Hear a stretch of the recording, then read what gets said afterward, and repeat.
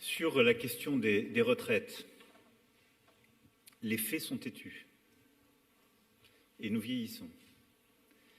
Et donc tous les pays d'Europe qui vieillissent reculent l'âge légal de départ à la retraite, même si nos systèmes sont très différents.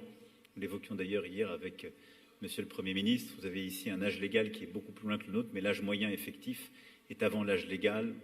Donc il faut aussi regarder ces sujets-là. On a un système qui est très particulier avec un âge d'annulation de la décote à 67 ans. Bon, je ne vais pas ici rentrer dans la technique. Je pense que la réforme qui avait été votée était une réforme nécessaire pour le pays, présentée d'ailleurs aux Français dans la campagne présidentielle de 2022, puisque je m'étais engagé sur une réforme allant à 65 ans. Elle n'a pas été votée par tous les partis d'opposition, je le rappelle, en 2023, mais a fait l'objet d'un engagement de la responsabilité du gouvernement et était ainsi passée. Le Premier ministre a fait un choix pour apaiser le débat actuel qui a consisté à proposer le décalage d'une échéance.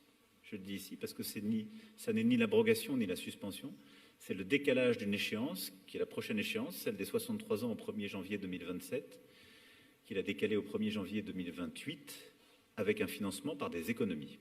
C'est ce qu'il a dit dans son discours de politique générale.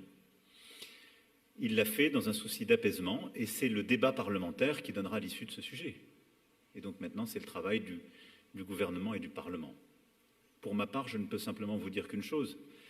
L'avenir de notre système par répartition, qui, je le rappelle, est un système où les actifs payent pour la retraite de leurs contemporains,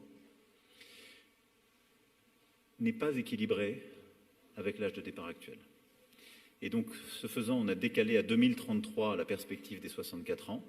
De toute façon, il faudra reposer le débat. Et je me félicite que le Premier ministre ait souhaité en même temps réouvrir ce débat et que plusieurs forces syndicales et patronales aient manifesté leur envie de le reprendre. Et il faut le faire de manière apaisée, parce que le sujet du vieillissement ne sera pas réglé par un compromis nécessaire pour passer le budget.